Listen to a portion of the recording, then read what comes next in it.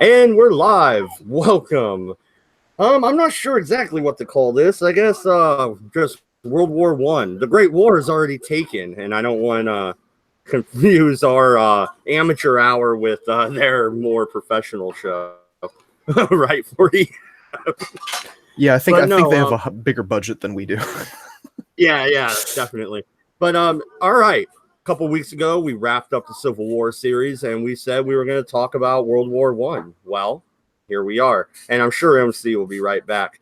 So this is episode 1, Prelude to War. We're going to talk about the geopolitical situation going on in Europe at the time, and much more than that. How are you doing today, 40? I'm doing well. I'm ready to get to brass tacks. Ready to hit the road running. Let's jump right into it. Let's get started. I can't think of any other things to say. All right, MC. How are you doing today? And where are you wanting to start this conversation off at? Because you're the man with the slides, so to say. Well, I am the man. I do have slides. That is true, but it all depends on how you want to do this and how I can get these slides. If I can present these freaking things, if I can get them to present. So a lot of people, a lot of historians compare World War One as almost an extension of the tactics for the Civil War, right? I believe we even kind of mirrored that sentiment when we were talking about the Civil War. The thing is the World War One is the first full-on industrial war. Okay, and that's kind of what I want to talk about a little bit here. Let me see if I can. Let me pull up some things here real quick. All right. Well, while he does that, well, there we go. I'll go ahead and present you, MC. There we go. You're on the screen. All right. Let's get to here's some of the things that were going on, and this is the first one I want to talk about. All right. What you have is the first start for industrialization, and what you see here, this is obviously a this comic. Is a political satire cartoon, right? Right. That's talking about the armaments, where all the people that are going to be playing in the world are all rushing to arm. All right, and you see the Russians, or not the Russians, but the Germans. You see the English. You see the Americans. You see the Japanese. All right, are all a part of this, right? Here you got the Germany right here. Right? Yeah, but here you have MC. But MC, here's the thing, though. America is portrayed in this political satire, but compared to Europe, the Europeans look down their nose at us, right? They didn't think we could really do anything. Yes and no. Okay, this shows you. This cartoon shows you that it's all about the navies, right? You got to remember, one of the problems that they're dealing with right here, right, is the fact that the Navy is going to be very important. People are going out there for the world, right? And so what you have is the world being parsed, the world being sectionalized, okay? And this slide here shows you. Here, obviously, is the United States. All right, up here is Canada, which it's more or less aligned with Great Britain. And look at where Great Britain's colonies are. This is what goes back to, the sun never sets on the British Empire. Here's why. Yeah, but they have it color coordinated. What is this light blue over here then that matches the United States in Asian theater? What's that's the Philippines. Yeah. Left of that. Right here? Yeah, right there. That's not the same color. That's not the same. Okay. That's actually the independent nation of Thailand. Now, there are independents here that you'll notice. For example, right here, this is Ethiopia. All right, Ethiopia at this point in time is considered independent. Don't they get invaded? Oh, yeah, that's World War II. That's World War II. All right. And here in these darker colonies here, you see how Germany is late. Here's a better view of it. All right, of the dividing of Africa. Okay, and you'll notice that Spain has a couple small colonies. All right, but if we go back to the world, all right, the United States, all right, has expanded into the world. This is mainly due to, of course, the Spanish-American War, where the United States seized the Philippines from Spain. Mm-hmm. All right. It has also, and you can't really see this because it's too small. There's a bunch of these islands are color coded as well, where they've been sectionalized off. And many of these are actually pink because this is Japan. And you will notice that Japan has already begun its expansion. Not only has it taken the Sakhalin Islands, which you see up here, but you also notice that they're already playing in Korea. Yeah, no, and you brought up the Spanish-American War. 40 ounce. You had said that's one thing you wanted to cover in today's episode. Why don't you expand upon that a little bit? Let's talk about that. Yeah, well, the Spanish-American War. This is kind of World War I is kind of the war where you're not only talking about the advent of mechanized troops and all that other good stuff that's lots of fun to play with, but you're also talking about this is where kind of empires start to fall apart. I mean, except for Great Britain, which kind of falls apart during World War II. But the Spanish-American War was an American victory. We came out on top, and that is, we took the Philippines, and we tried to influence Cuba as well. And this was a shocking defeat to the Spanish. This was, this was unprecedented that the United States could go about waving our guns around and ordering empires. So, well, our involvement in the Spanish American War actually came about, as 40 mentioned, because of Cuba. Okay, and more so actually due to Randolph Hearst. Randolph Hearst was basically a newspaper man. He was running a very influential newspaper, and he was constantly talking about the plight of the poor Cuban people and how they were being brutally suppressed in Cuba. Okay, so this started to create a dynamic where the United States government felt like, okay, there's a couple things going on. That naval arms race that I talked about earlier comes into play here. And what you end up having is nations basically wanting to show the world, okay, that they're an industrial power, that they're an industrial might. So the United States sends its newest flagship or its newest battleship down there called the Maine. Okay. So the Maine is, I think it was Havana Harbor, was in Havana Harbor, and it blows up. It sinks to the bottom. Oh, very nice. Okay. Now, I'm sure that was just a fire and where the cook was cooking or something. I mean, it was an accident, right? Well, you'd think that it could have been, but of course, many people say that no, it wasn't an accident. That it was the Spanish government that was, using some kind of underwater torpedo or explosive to sink the ship and killing Americans. At which point, the United States declares war on Spain.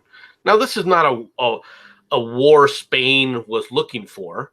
All right, it's not one that they were expecting to have. And furthermore, while they were antagonistic toward the United States, you got to remember the United States and Spain have not had very good relations. One of the reasons is, quite frankly, due to how we seized Florida back in the 1800s, the early 1800s. So our relations with Spain were very, very, antagonistic. All right. It also goes back to the Monroe Doctrine, where we basically made a statement saying, "Stay out of the Western Hemisphere; it's ours." Right. Well, yeah, and the Monroe Doctrine stands to this day, right? To a large extent, it does overlay things. That's true. But it's basically telling the European powers to keep your nose out of the Western Hemisphere. So the war begins. All right. Everyone knows about Theodore Roosevelt and the charge at San Juan Hill. Okay. But Teddy was good in the military. I did not like him as president, but we're not talking about Teddy, so go ahead. Well, we'll worry about Teddy some other time. Although Teddy does expand U.S. influence, all right, and actually I'll go into that in just a little bit as well. But the one thing that nobody was expecting, not the U.S. government, didn't authorize this or anything. You have, I believe it was Admiral Dewey, looking upon the Spanish. Wait, is that the same? That's not the same Dewey that No, that was a different guy that flew the bombing over Tokyo, right? That's Doolittle, not Dewey. Okay. But hey, that's close. Hey, don't laugh at me. That was close. I believe it was Dewey. I'm not even sure it was Dewey, but I believe it was. All right. Says, okay, well, since we're at war with Spain, and we got a telegram saying we're at war with Spain, let's take the war to Spain. And he takes out the Spanish colonies in the Pacific. Specifically, the big one, of course, is the Philippines. And this begins the U.S. involvement in the Philippines. Now, while we quickly defeated the Spanish in the Philippines, that didn't mean the Filipinos were really happy with us either. Well, and the Philippines is still under United States control, right? It wasn't until we seized it from Spain. And then what happens is that there's a series of engagements, for lack of a better term, all right, against a guerrilla war campaign that were quite brutal, where we basically suppressed the Filipinos and militarily suppressed the Philippines to take it over. In Cuba, we do something completely different. We seized San Juan. We seize the Cuba, and we say, okay, we're going to turn this over to the Cuban people. We'll let them, choose their own government. All right. Meanwhile, the other big colony there was Puerto Rico. We basically make that a U.S. territory and claim it as a U.S. territory from then on. Now, in the Pacific, it could be a state, but anyway, sorry, I keep going to modern day. My bad. In the Pacific, one of the advantages of what the United States had done, and one of the reasons why Dewey did this, was because what you needed at that time to fuel these ships was coal. Oil hasn't become the primary source yet. It's still coal-fired ships, and what they need are coaling stations. A ship, when you're burning coal, it's a good fuel, but I mean it only goes so long. So what you need to set up if you're going to project power are coaling stations, areas where you can stop at a port, a friendly port, and refuel in coal and continue on. All right. In the Pacific, this is very difficult to do because the Pacific is so large. So you really need to seize some of these islands, all right, in order to become a power in that region. Okay.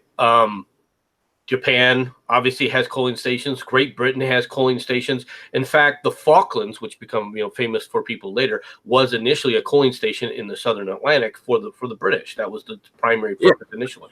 At this point in history, though, the Japanese are going to end up siding with the Allies. So they could be a refueling spot, right? Well, they're friendly, but they're their own nation and they're beginning their own expansion. The first real shock of the turn of the century was the industrialization of Japan. All right. In 1903, the Russians and the Japanese fight a war, and it's basically a naval war. And during that conflict, to everyone's surprise, while everyone understood that the Russian Navy was weak compared to France and Germany and obviously Great Britain, they had no respect, absolutely no respect for Japan and its capabilities. Japan goes out and wins and beats the Russians. This is an absolute embarrassment, all right, for the Russians, all right, and it's a shock to the rest of the world and announces that Japan is the predominant Asian power.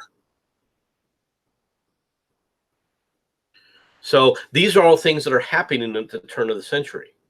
Okay, industrialization is taking over. All right, Japan moves then and goes on a crash program basically to industrialize. You got to remember Japan in 1863. Yeah, go ahead. Well, no, and the reason why they were friendly towards the West is they had a lot of Westerners come over to help them modernize as well. I wanted to insert that. And then also they're grabbing up land and expanding to modernize because they needed the coal. They needed, material to actually modernize, which brings them in a direct conflict with China. Well, right. They're carving up. They begin the process of carving up China along with the rest of the Western nations as well. China is, while it's obviously an older nation, everyone knows all about it, right? What it can't, it itself doesn't actually start to modernize until far later. Right. And after World War I, does it even make any kind of real attempts? At this point in time, China, the Chinese government is basically a shell of itself. All right. You've had a number of revolutions. If I'm not mistaken, you also have the Boxer Revolution, where it's the last really independent Chinese governmental action, more or less, until the China is reconsolidated after World War II. After that, it breaks up into separate areas. There's just spheres of influence with different warlords being in charge, propped up by different elements. Yeah, the unity that China had during the dynasties of ages past is long gone at this point, at the turn of the 19th century or the 20th century, right? That's right. So the United States still, though, is very much an insular player, all right? And most of the Europe does not look at the United States as a significant power, with the exception of the Navy. The British, on the other hand, understand that American naval power can be there, but it itself is comfortable that if it had to fight a war with the United States, industrial from a naval perspective, it could easily out muscle the United States. Its big fear was the rapid industrialization and consolidation of Germany. Yeah, no, and that's something 40 really wants to jump in on. So we'll wait for Germany for when 40 gets back. Let's touch upon the British Empire a little bit. So the British had been expanding for how long up to this point? They've kind of expanded to the edge of the influence that an island nation can really have, haven't they? Well, I mean, to the they're pretty much taking over whatever they could. I mean, once again, we'll show this. You see, Canada is still under the British Empire at this point. India, Australia, New Zealand. You see the huge sections in Africa, to include obviously Egypt and the Sudan. These regions, these are all basically controlled, right, by the British. They also have the British colony still left in South America. All right, and you also notice you also have the French Guiana still in South America, but it's Belize and I can't remember the other area. Was it the Commonwealth at that time, or was it still just fully empire? They are part of the empire. Is Canada a part of the Commonwealth, or is Canada a vassal state at this point? Canada is part of the empire. So it's a vassal state. In a certain sense. It's got special rights that other areas don't. In fact, the Canadians have more rights than the Indians do. All right, but they're still part of the British Empire. They're still considered part of the Victorian Empire. Because I mean, it's really interesting to me how much the British were actually able to accomplish being an island nation. Well, the other thing about the British, of course, is much of this, like for example, their conquering of India wasn't really the standard kind of conquering that people think about. They didn't just send military forces in there and then claim it for God and country, queen and country, whatever, right? Much of this was done from a mercantile basis, where they would go into these areas, they would find a local that they could deal with, like with India, right? And then they would start trading, and as those trading interests expanded, they would basically choose sides in the feuds that were going on, to increase their trading interests. And then, of course, to defend their trading interests, that's when you would start to see the British military expand into those areas to ensure that the British trading interests were maintained. So Germany doesn't want a fight with the British. Just looking at this map, it's madness.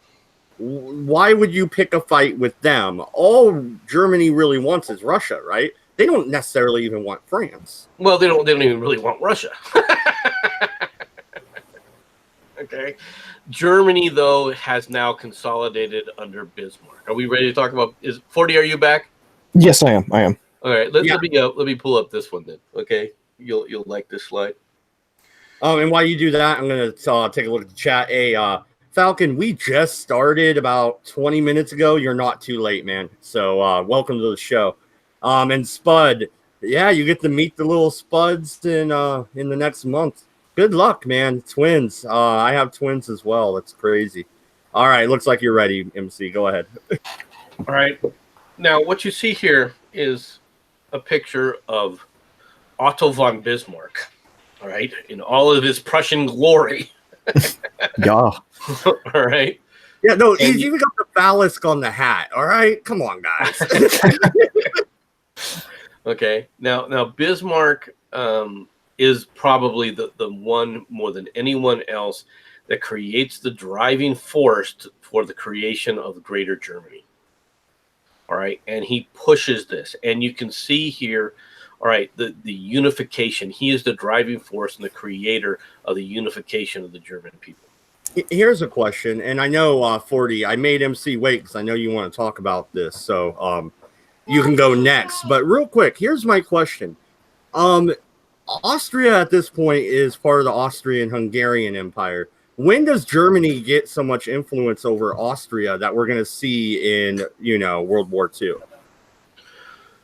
Well, you basically begin to see them when they take over after the fall of the empire. All right, Austria is a section of the German-speaking people, and there's always a big push to try and say, okay, we want to have Pax Germanica, all right, to recreate that. But it's really their influence, while they are an imperial power, and this is something else that we need to talk about.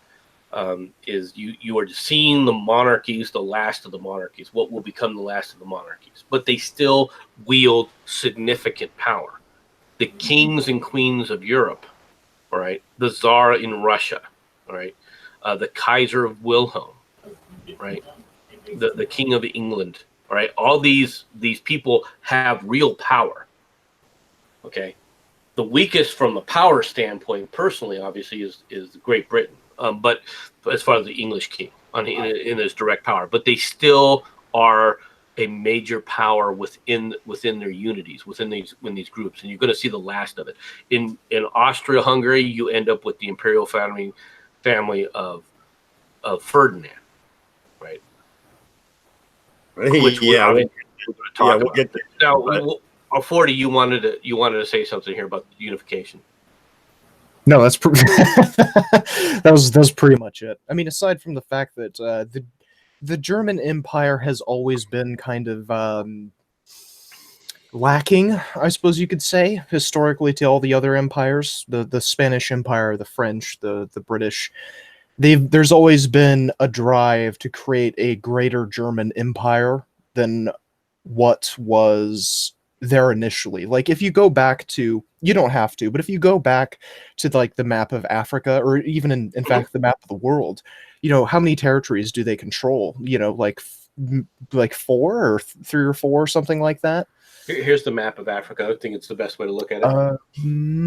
Yeah, okay, so they control 3 territories, versus everyone else.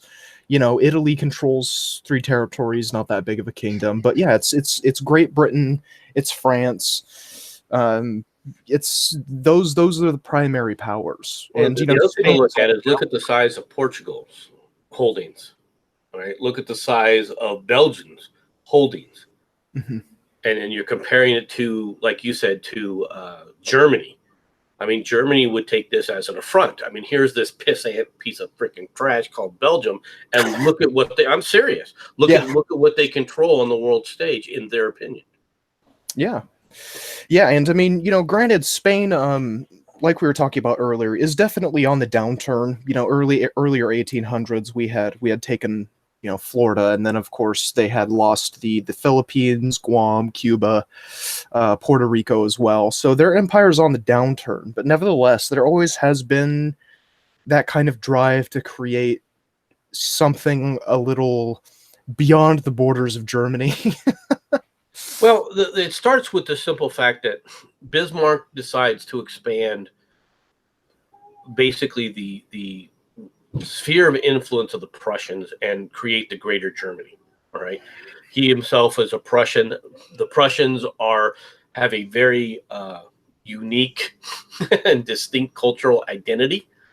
They are very much a militaristic mindset. They still believe in serfs and so forth early on. Mm-hmm. Now, because of the power of Bismarck understands when industrialization begins to take place, you cannot have a population of serfs. Serfs cannot create an industrialized state. So you're going to have to free them. All right. You're going to have to change how to do this. And he begins the consolidation process. Now, in this map here, you'll notice that the Prussians are basically this area right here. This is Prussia. And you can see it has areas like Silesia, all right. Then it has areas of Saxony, Bohemia. This should let people know this area here is very much part of the Czech Republic now, all right. But at this point in time, it's going to be something that falls later on. But they're German speaking. You'll see that this is part of the Sudetenland, all right. Mm-hmm. What he does is he consolidates Germany through Saxony. Bavaria is a big area for them to take. This we'll also talk about in World War II about the Alsace-Lorraine, huge areas of coal and iron deposits through here. All right. And you see what he basically is able to do is meld all of this, all right, into what they call Greater Germany. Right. And he does this. When he does this, it becomes a threat, all right, to the Austro-Hungarian Empire, for example, which is why they have a battle with them. All right. But because of their military mindset, all right, and also because, quite frankly, there are very close ties with Russia and the British Empire at this time, they're able to create a coalition to put the Habsburgs back down, the Habsburg Empire, all right, and keep the Russians, for all intents and purposes, at bay. So Germany is unified, right? And it is what they call the Iron Duke, right? Or not the Iron, what do they call him? The Iron Chancellor, rather, is what Bismarck's name is, what he becomes known for. He becomes the Chancellor of Germany, right? But it's an imperial power under Tsar Nicholas. And you got to remember, all these players that are going to become major players here, right, they're all related. Mm-hmm. Well, if Germany is if the German leader is getting his power from the Tsar, why exactly do they attack Russia? Well, no, that was getting the power with the help that's early on. Germany, in its own right, because of its coal, because of its industrial capacity, is able to quickly ramp up and bypass the rest of the European nations on the continent from an industrial perspective. All right. I mean, early on, yes, there was during the consolidation that he defeats, he's at war with the Russians. But this shows you right here, all right, the King of Great Britain, Russia, and Germany were all first cousins. In other words, they were all direct descendants from Queen Victoria. Wait a minute. Are you telling me World War I was a family feud? Yeah. Well, I mean, that depends. I mean that's the thing about that's the weird thing about World War I is that if you look at some of the personal letters, for instance, between Wilhelm and the Tsar in Russia, Nicholas, they call each other by these kind of endearing names. The Tsar will refer to the Kaiser as Willie, and the Kaiser will refer to the Tsar as Nicky or something, or Nicholas, Nikolaus, a little more informal name maybe. So I mean, it's it's not as though it's a family feud per se. It's kind of like shit got out of hand, and there was a point where you couldn't. Everyone was already armed and mobilized, and there was a point where you just essentially couldn't back down. But that's not to say wasn't any kind of interpersonal relationships happening. Hey, I'll say one thing. Out of the three of them, the German guy grows the best mustache. Just throwing it out there. That's true. All right, but now let's go back to the world here, because there's a player here that we're not talking about, and that's if you say the United States, it's because we don't do nothing for half of the war. Spoilers. actually it's not the United States that I'm referring to. All right, and it's this right here. The Ottoman Empire, yeah. The Ottoman Empire is what they call the sick man of Europe. Yeah, okay, yeah. See, this is something I had talked to 40 about in Discord earlier when we were kind of mapping out our thoughts for today's show. If the Ottomans would have stayed out of this one, do you think they could have survived? Because this is the breakup of the Ottoman Empire. So if they stay out of World War I for even half of the war, like the United States did, they might not have been torn apart, right? They can't stay out. Yeah. And I mean, hypothetically speaking, let's say that by some grace of God by some grace of Allah, they're able to somehow stay out of the war. Much like Spain, the Ottoman Empire is definitely on a downturn. If you zoom in, or no, you probably can't zoom into like the Balkans. But in the Balkans during the 1800s, there was a bit of a four-man alliance. It was who was it? Bulgaria, Serbia, Greece, and who was the fourth? Montenegro, I think it was. A kind of four-nation coalition, and they actually went to war with the Ottomans and beat them back. There was another time when the Russians went to war with the Ottomans, and the Serbians joined in because, well, Serbians and Ottomans, they don't mix very well, So there are multiple wars that the Ottomans have been engaged in the Balkans and with Russia, and they're very weak, especially at the turn of the 1900s during the First World War. Here, let me pull up a map of that. You said you wanted a map of that? If you do have a map of the Balkans by chance. There you go. Oh, perfect. Yeah, Romania, Serbia, Bulgaria, Greece. Or no, Romania wasn't part of it. Yeah, Montenegro. There we are. Just north of Albania, that little purplish kind of nation to the left of Serbia. That's kind of the four-nation coalition that ends up beating back the Ottomans quite a bit.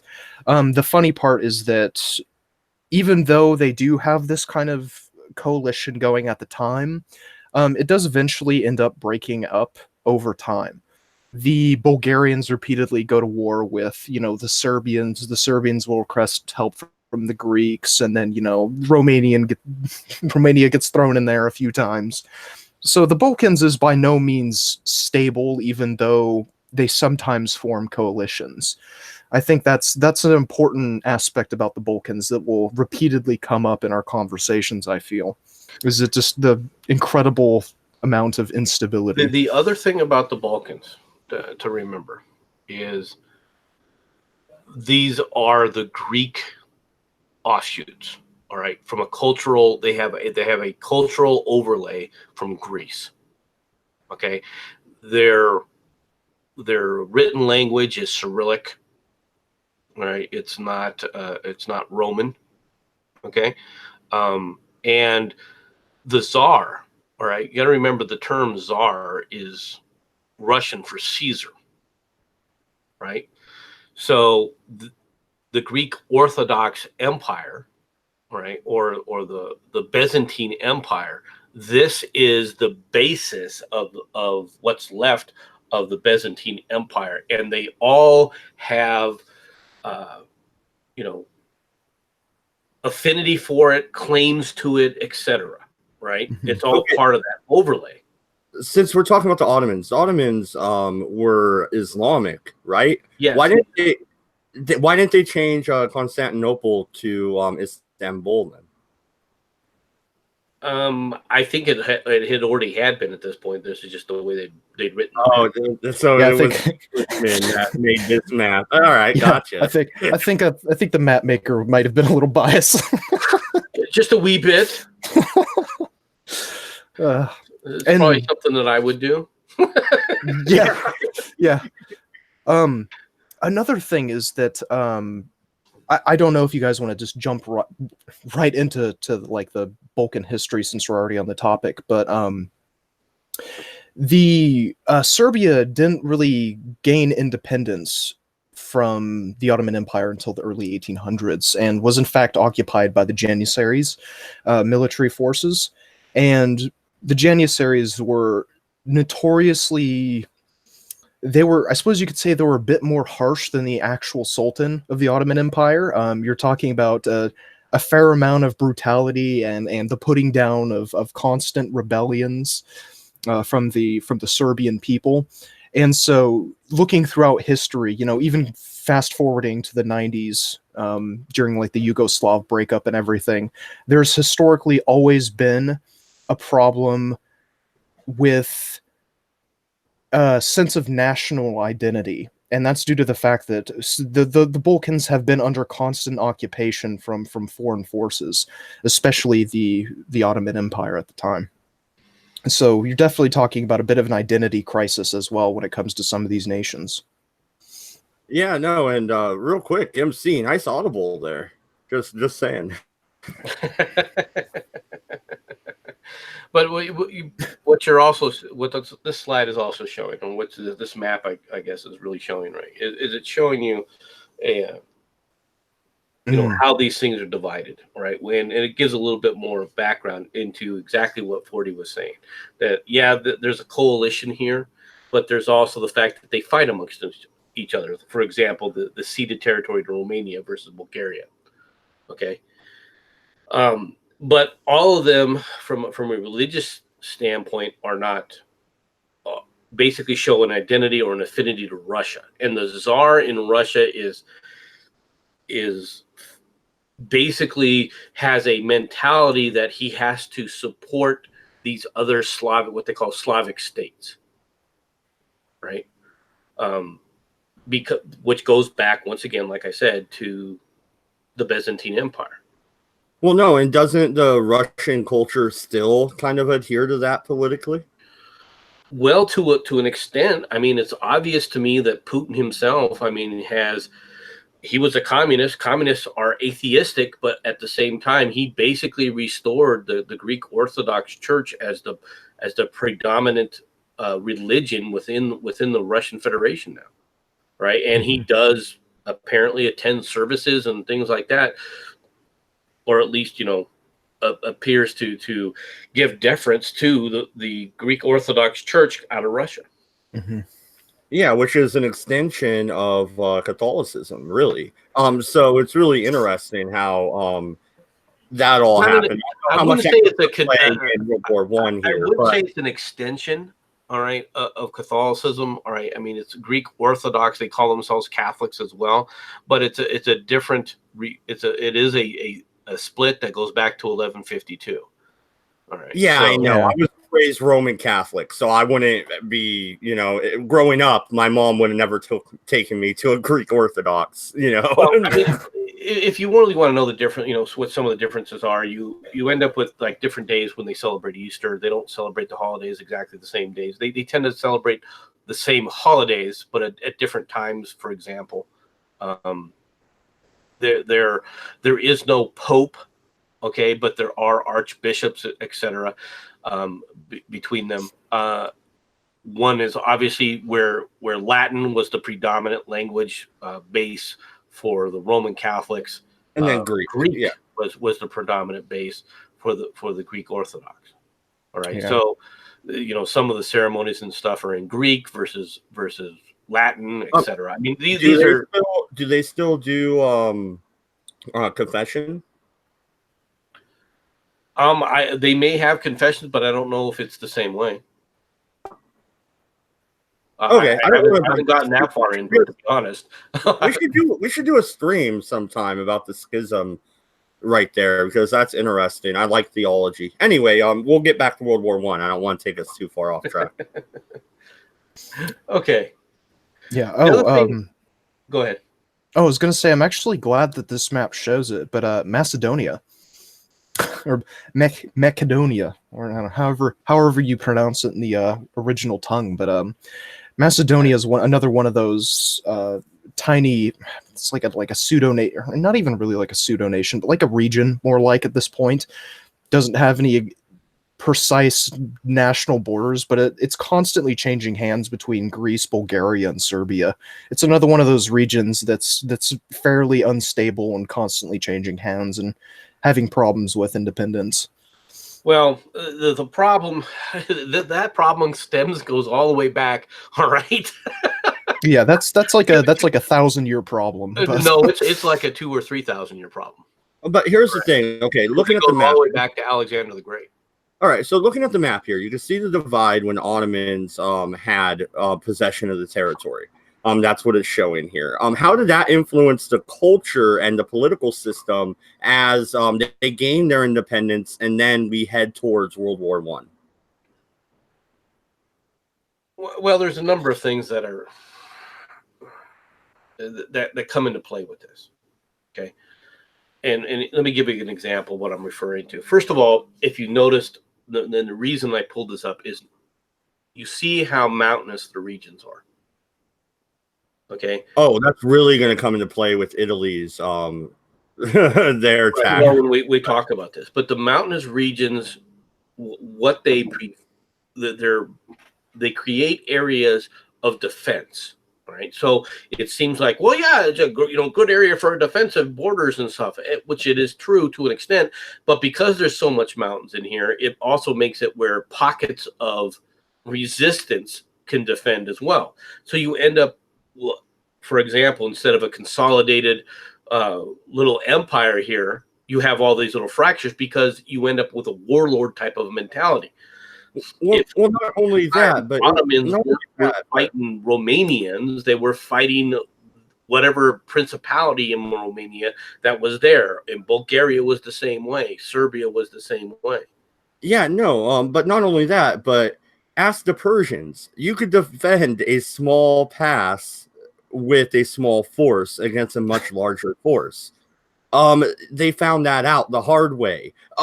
So when you're looking at these mountainous regions, Italy's idea later in the war to go through the fucking the Alps or whatever, like, are you fucking stupid? What's wrong with you? Well, I mean, when you think about it, it has to do with a number of opportunities. I mean, Italy was acting very opportunistic. Okay. The other problem that Italy has is that the French don't trust them and don't want them on the border. You'll notice that okay. The French don't want them. They share a border with the Italians. They don't want the Italians on their land. All right. While they tolerate the BEF, okay, the Italians who would have been welcomed on the Western Front say, no, we're not going to get stuck in that meat grinder. We're going to attack the soft belly of Austria-Hungarian Empire. All right, so that's where because they realized, the Italians quickly realized that the Austro-Hungarians were weaker of the two big players. Okay, the Austro-Hungarians are the weaker of the group. All right, so they can thinking that they can carve out this area, and whether as much of a failure as that was, all right, in their battles, like for Capriato, we'll get into those battles later on. As bad as and devastating for Italy as they were, they did tie down a significant number of forces from the Austrian-Hungarian Empire that could have been used and would have been used on other fronts if they had not been attacking. All right, so since we're talking about the Balkans, let's dig into Serbia here and get that out of the way. So, what created this nationalistic sentiment within Serbia that spawned groups like the Black Hand, which would come into play later to knock the first domino over? Well, the Bosnian or the Serbians are a mixture, right? You noticed in this map here, you're talking about Montenegro, you're talking about Bosnia, Herzegovina, etc. They themselves have broken away on their own from the Austro-Hungarian Empire. All right, and they have, as 40 also mentioned before previously, they have helped fight a series of battles, all right, against the Ottoman Empire and against the Austro-Hungarian Empire, and they're centrally located. Okay, this gives them an advantage in many different ways, not the least of which is trade. Right. You also see something else in this map that's very, very important, and that is the beginning of the Danube River. Mm-hmm. Okay, which is right here. Right, it begins in Serbia. Right, the headwaters of this major transportation network begins in Serbia. All right, this gives them, they are they're wonderfully placed to be able to, exist on their own, just like Switzerland. Although in some ways it's, they're not Swiss by any stretch of the imagination, but they're centrally located from a power base to not necessarily industrialize. Okay, but what they can do is they can become the new merchant group. They can create a power base from trade, right?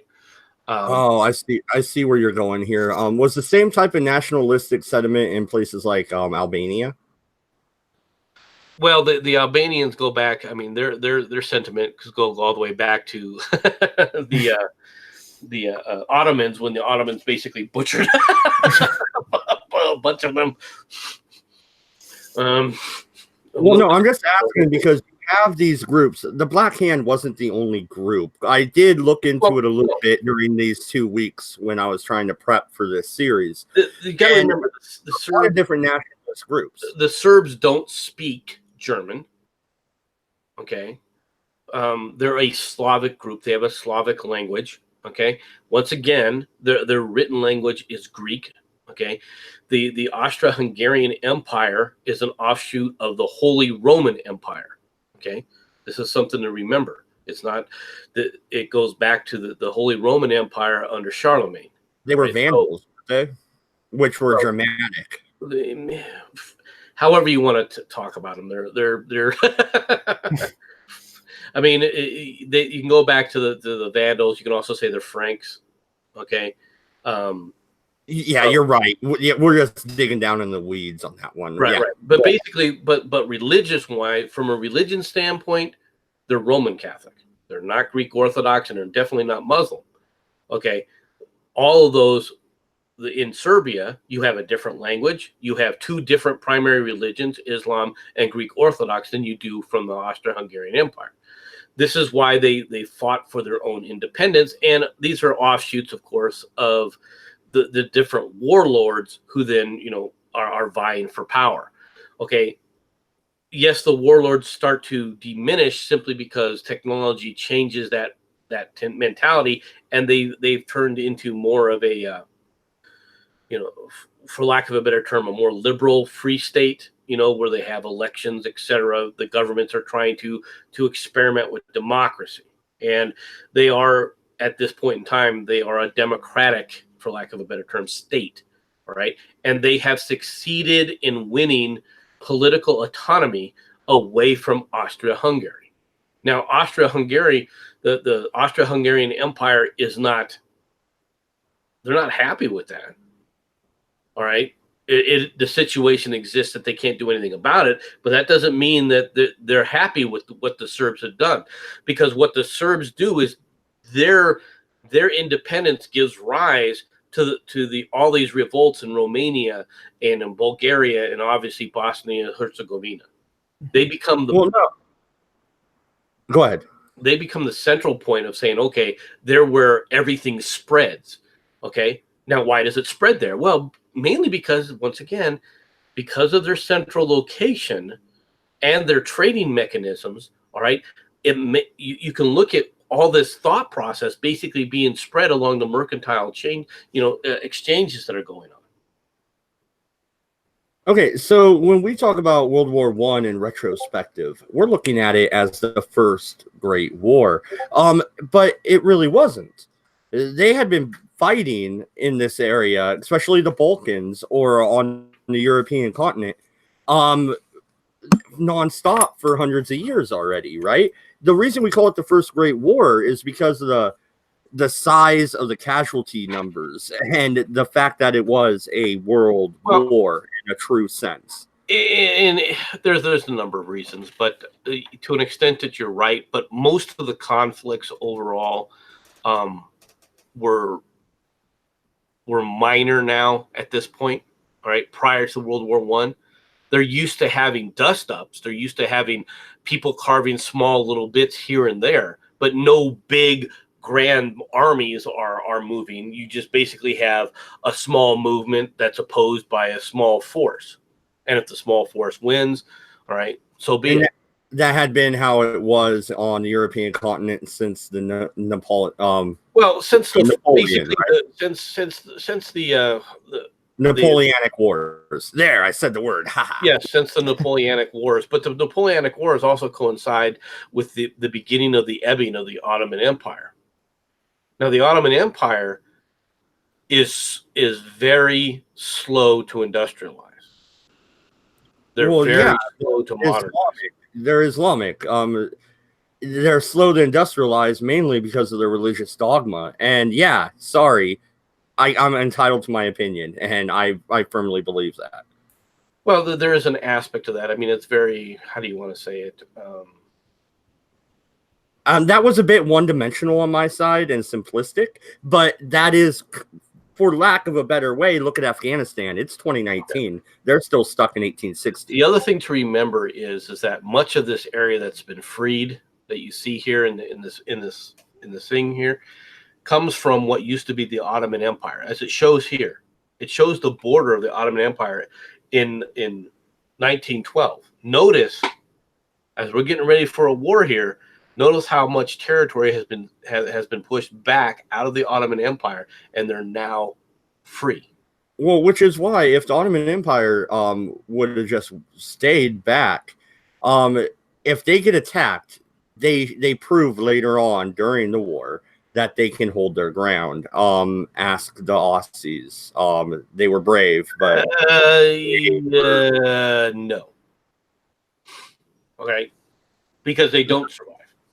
Yeah, the Ottoman Turks win that. We'll talk about the Gallipoli. All right, but the Ottoman Empire couldn't stay out of the war. All right, for a variety of reasons.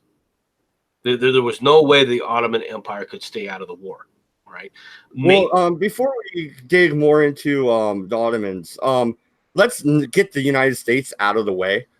Just because we really don't do much here at the beginning. So why don't we? Because our British friends who are not here on the panel tonight, but they will be in the coming weeks. Jensen, I hope you get better if you're listening to this.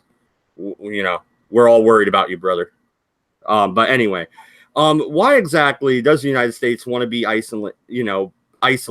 Why do they want the Western Hemisphere and fuck off to the rest of the world? Why? Well, mainly because it doesn't have any interest aside from trading interest with the rest of the world. As long as the rest of the world is trading with them, what interest does it have with everybody else? It doesn't have one.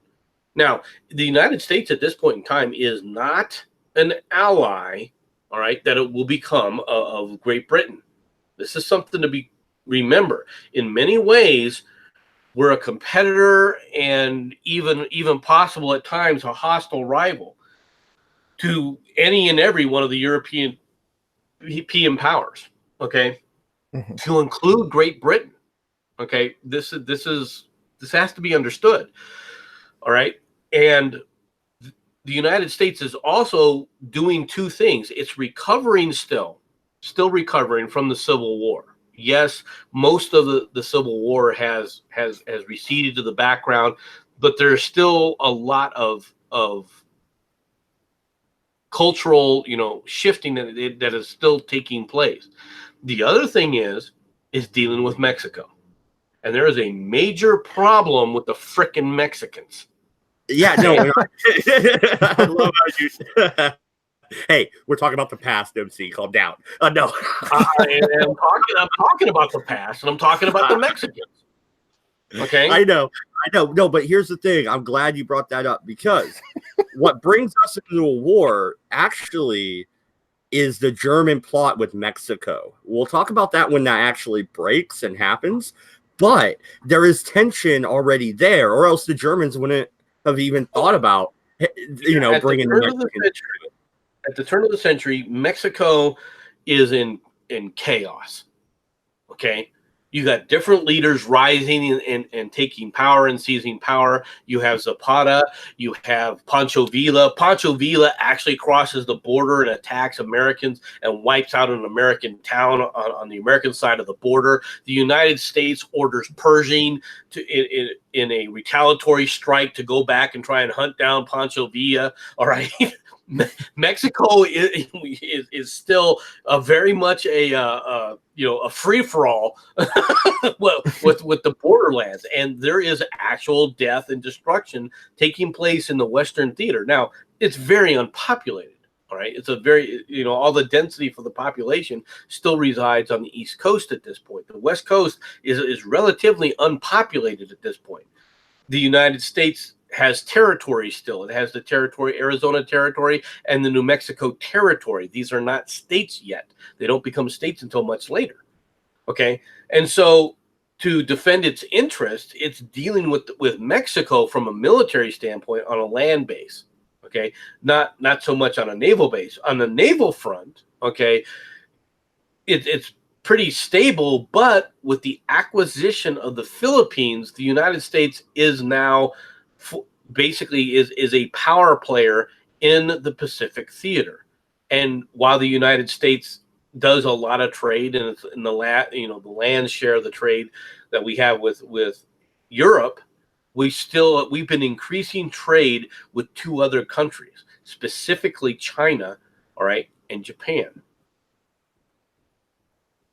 Which do the Japanese then? Okay, I know what brings the United States into the war. I'm not that stupid. I am going to college for history. It's just World War I's not in my wheelhouse.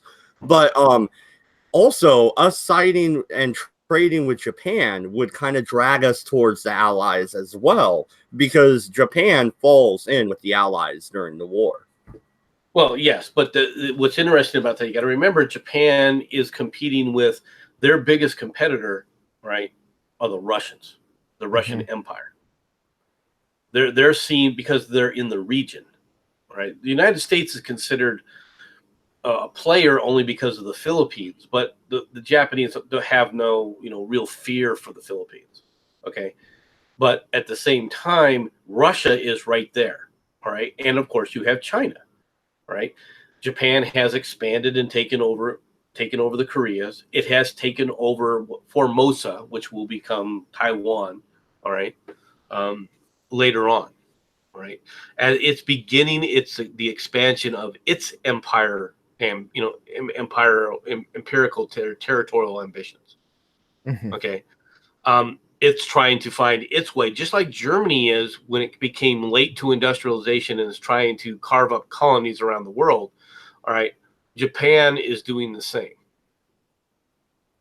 So when the United States and Mexico, as the tensions rise, what exactly is it? If Mexico itself is in chaos, it's not the political leaders of Mexico that the tensions with the United States stems from, is it? Well, when you say the political leaders, once again, they're just warlords roaming around free, right? This warlord takes over, that warlord takes over. So yeah, it is the political part because they are the political power base. All right. The biggest thing that brings us into conflict, though, is Pancho Villa, and Pancho Villa is both a hero and a villain to people everywhere. All right. But basically, he was just to the people, as he was part of the group to try and oust the corrupt regime at the time. A lot of people look at him from, well, he's trying to bring about the socialist revolution that you guys wanted to talk about. from that aspect. But in reality, he was just another petty freaking warlord. But he did get a lot of people to follow him. All right. At the same time, he was into banditry. He attacks an American town for no other purpose than to basically steal, rob, rape, and pillage. So you end up with, this is what's going on. So from a political standpoint, you can say, well, yeah, there's not a solid political group there, but Mexico, from a national identity perspective, the Mexicans believe themselves as Mexicans. Okay, understand this. They don't believe themselves as Latin Americans. They're not Latina X. Okay. They for the most part, they consolidate themselves and they consider themselves Mexicans. All right. So there is a national core identity in Mexico. All right. Yeah, absolutely. And 40 ounce. Any thoughts on the political climate within the United States on the build up towards World War One? Yeah, I definitely do want to. Yeah, I suppose it does beg mentioning that again, that the United States is starting to kind of rapidly industrialize in the late 1800s. This is where you do see the kind of lack of industrialization taking place in Europe to some respects. Like the Germans, for instance, weren't so quick to industrialization, and when they did kind of exit out of their mindset of their kind of feudalistic mindset, as MC was saying earlier. Funny enough, that's actually when you saw a lot of German immigrants coming over to America. They're just like, okay, well, there's not that much in terms of jobs here in Germany, and so I'm just gonna go, make steel in America or something like that. And let me pose this question to you, 40. Sorry to cut you off mid flow, so to say, but the thing is, though, the German influx of immigrants, I was going to bring that up if neither of you two did. That kind of sends the United States at the beginning kind of in the German camp a little bit, does it not? Politically, the sentiment is pro-German for the most part. Well, there's two. This is the second wave of immigration. Okay, where they were looking at it from the Eastern Europeans, which they were considering the Germans. You also get a significant portion of Italian migration into the United States. Mm-hmm. Okay. Now, the Germans are a little bit different in that the Germans don't just create enclaves in the major cities. The Germans that are coming over are exactly what 40 ounce was talking about. They're the serf people, right? They're the serfs. Well, what were the serfs? The serfs were the farmers. They're looking for land. Mm-hmm. This is why you also got to remember in the United States now, they're settling these areas. It wasn't until the 1890s you have the last big rush of Sooners, right, in Oklahoma, right? Where basically you end up with homesteaders. You still have homesteading and that kind of mentality going on. So you have homesteads in Nebraska, you have homesteads still in Kansas, you have homesteads in Oklahoma and several of these other territories. And the German immigration is going into these areas. There are German enclaves in Minnesota. There are German enclaves throughout the the western half of what we call the Midwest, or the central what is physically the central United States, right, Mm-hmm. taking place. All right, and they set up little towns, little villages, and basically are farmers. They want to farm. Well, no, and this isn't the Germans, but in the town where I went to high school every year, in Junction City, Oregon, every year they have the Scandinavian Festival. That's because it was founded by Norwegian and Swedes that came over and founded this little city where it was the junction of the railroad. They thought it was going to be a big city, and then Eugene popped up, and it's not a big city, but whatever. Like in the western half of the United States, that's where a lot of the immigrant communities actually sprang up, and a lot of them would be German, obviously. Yeah, and it's to such a degree that I think it was. Even to this day, I think German is the second most spoken language in Minnesota. So you're talking about a lot of people, and the Kaiser at the time had to in fact institute a lot of policies and economic incentives just to get people to stay, because so many people are leaving to find jobs in America. Right. And now this is the reason they're leaving, okay, isn't because there's necessarily not jobs available per se for them. All right.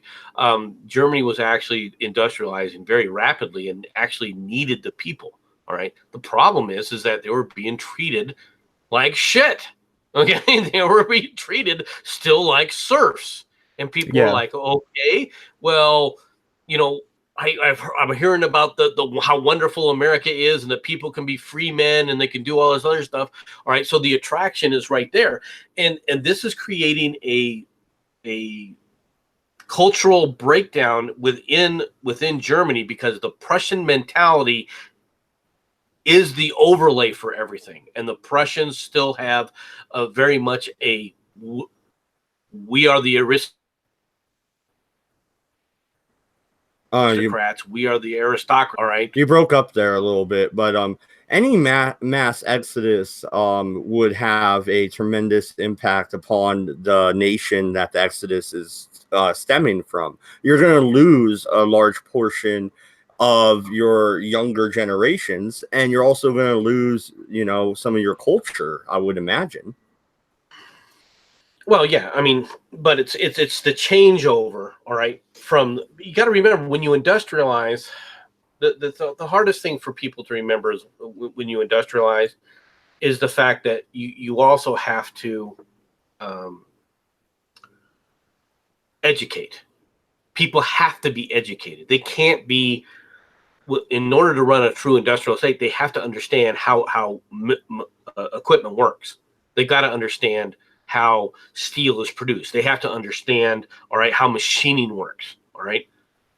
The idea that you can just be a farmer with a hoe and you plant the seed and everything's fine with minimal education, that's all going to the wayside now. Right. Furthermore, as you industrialize, all right, farming begins to specialize. Farming can't be subsistence farming anymore.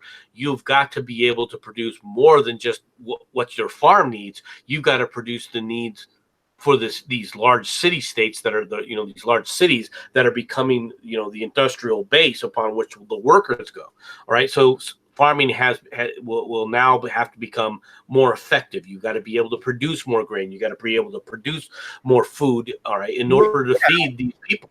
Yeah, but as you produce more food and you sell it, then you start to raise out of serfdom and become almost like the merchant class at that point.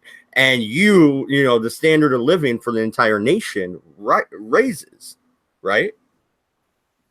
Well, yeah, but you also got to remember, this isn't taking place over a period of 75 to 100 years. This is taking place over a period of 25 years. It's rapid, and it's so rapid it causes a cultural clash and a chaos within the clashes of cultures are magnified because you're not giving populations time to adjust. This means people that are born that are 10 years old in the aristocracy are now 35 years old, and they're looking around going, well, you are just a peasant. All right. I mean, why should I listen to you? The same thing is applying the other way around. People that used to be peasants now are now saying, okay, well, I'm free now. You can't tell me what to do. All right. But or at the same time, there's still very deference. There's still a lot of deference those people have toward the aristocratic mindset, the Junker mindset, for lack of a better term. Yeah, no, and to shadow back to our previous series we just wrapped up, this almost sounds like what happened after the Civil War in the American South. It is to a large extent, all right. But everything is placed under the brutal repression, and I say brutal even though it's not comparable, but to a large extent it's still an overlay of the Prussian mindset under Otto von Bismarck. All right. He realizes he's got to release and has got to begin to get the trappings, the creation of the Reichstag, etc. But at the same time, real power is maintained by the Kaiser. Real power still resides in the Kaiser. The problem with the Kaiser, however, the Kaiser's got a problem, because where does he come from? He comes from the English mentality. He comes from the English kings, where they're a constitutional monarchy. Okay. Yeah, but that's at least got a political representation behind it. It's Right, in but it has a different mentality on where they believe their power base comes from. Okay, and you got to understand it's still an aristocratic mindset, yes, but it's an aristocratic mindset that recognizes I don't have total power. well, does it? Because this is something I've been thinking about lately. I don't believe it has a mindset, I don't have absolute power. I think the mindset is the power, like in the American system, the power comes from God or from our humanity, however you want to look at it. Um, in the monarchical society, the power stems from the king. So that means the king grants Parliament some of his power. So he could take said power away, right? So does he have restraints on his power? The answer ultimately would be no. Well, but he can't, if he tries to force that. You can't be a modern industrial state like that with that mentality. You've got to cede power to the people. And if you want to know if he had total power, if he was the one who was making all the decisions when it came to that, right? Then the Kaiser never would have gone to war with the Russians. He would have assured the Russians that they would never go to war with them. No, fair enough. There's a lot of holes in my argument, but you see what the road I took there. Yeah. It seems like there's still the aristocrat in him saying, I'm giving you this power, you fucker. You know what I mean? Well, that's true. Now in Russia, you have a similar thing taking place as well. All right, you got, but it's a different. The Russian aristocracy is completely different than the aristocracy. The aristocracy in Germany now, for all intents and purposes, has taken their nobility, right, and gone in two directions. They're either in the military or they're the industrialists, because they had the wealth and they realized they could use that wealth, all right, to industrialize. They could be the ones who are the ones fueling, all right, the big industry. They'll become the coal magnates. They'll become the steel magnates. All right. They'll become the Krupps and so forth. Right.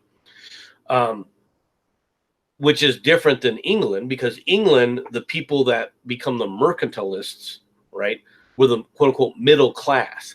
They were they were already the traders. They were the ones willing to take the risks of going out there and trading. All right. So it developed differently. In Russia, though, the nobility still maintains power. The Tsar Nicholas might be the Tsar, but he is just the head of the aristocracy. The aristocracy itself still maintains warlord-like power in their area.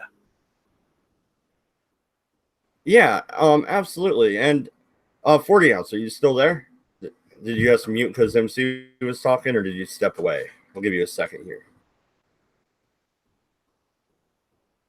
Looks like he stepped away.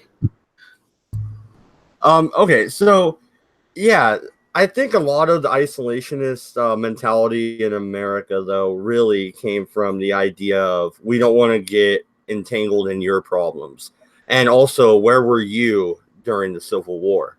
Well, there's also a lot of right. We got involved in the Spanish-American War, right? There was buyer's remorse because of that. There are people who are upset with Dewey for seizing the Philippines. Okay, the people are hearing about the what those battles were like. Okay, you have the American West. You got to remember the American West. They're looking at what happened with the Native Americans, the battle with the Native Americans, and so forth, and they're looking at that, going, "Well, maybe we weren't always the good guys in those situations. I mean, we were killing innocent women. We were killing women and children and so forth, right? That is part of it, right? You have the beginnings of the what do you call it? The temperance movement. Well, you have that going on as well. I mean, there's that aspect, but no, it's how they're treating the Native Americans. The stoic savage, right? It's all taking place, all right. Oh, because you had the Wild West shows going around and Right. all that. Okay, I understand what you're saying. You have people beginning to realize, well, there's cost to industrialization as well. The Great Plains of the buffalo are gone, right? The great herds. I said Great Plains. I meant the great herds of buffalo that used to roam around. People aren't seeing this anymore. Yeah, but also the thing is though, I really do think part of it is where were you when we needed your help, and that can come from both sides of the war, which there were still veterans alive, north and south, where the Southerners were like, Great Britain, we thought you were going to help, because the newspapers did print that Great Britain was going to break the blockade and this and that. I could look that up in my university library if you don't believe me. But and then in the north, like, where were you? You were buying their goods. Pope, you fucking sent Jefferson Davis a crown of thorns. British, you almost fucking recognized them and signed a treaty. By the way, you built them their best fucking naval ship. Like, why are we going to get entangled in your fucking war? You know what I mean? Well, once again, the Europeans are not necessarily looked upon as allies. Okay. Go ahead, 40. No, I was just agreeing. I mean, at this point, there's not a single European nation that really looks on us favorably, and we don't necessarily look on them favorably either. They're if anything, they're frenemies, I guess. Well, I think that mentality still survives to this day, other than with the British. I believe America and the UK have had the best relationship they've ever had in recent decades. Well, yeah, that's true, but at the time, that still Canada was not looked upon as a friendly state necessarily. They were looked upon as a competitor state, and there are other things that have happened, all right, because of from a military standpoint that people have to recognize. One, you have the creation of the military colleges, not in that you didn't have military colleges before, but you have the rise of the staff colleges. There's a realization that with the new weapon systems, with the new things, that you need to create a staff, and staff work becomes important. All right, this reaches its highest viewpoint. All right, obviously in the Germans, you have the rise of the Germans realizing, okay, how does you're getting true professional military mindsets, all right, that aren't focused just on troops, discipline of troops, etc. They begin the realization begins to dawn on everybody that logistics plays as much, if not more important, a role in a real conflict, in a real a battle can be a battle, but if you're going to win a war, okay, you're going to have to win it in a large extent. And if both sides tactically are generally about the same, then it isn't going to be this weapon system or that weapon system that wins the war. It's going to be which one survives from the conflict, which one can sit up there and logistically outmaneuver the other one or outlast the other one. Okay, so you have the rise of the professional, all right, military. Absolutely. And I think we touched upon the United States enough for now. We have yet to talk about France. 40. What is France's mentality on the lead up to war here? Well, they're French. Okay. Well, there was there was I think it bears mentioning the Franco-Prussian War. France and Germany don't seem to get along all that much, I would say, historically speaking. It got to a point where even Paris was under siege by the Prussians. So it's not a lasting relationship. There's never been anything until as of recently, apparently, where the French and the Germans have been, very close buddy with each other. Well, for one thing, you got a problem right here, okay, with the Alsace-Lorraine region, all right? This region has a lot of steel, has a lot of iron, and it has a lot of coal, all right? And this is the fuel, right, of industrialization, right? This is the center of industrial might, okay, is your ability to utilize these resources. And you'll notice right across the border, right, is the France, and this becomes a a point that both sides want to, they want to control, right? So it is a sharp point.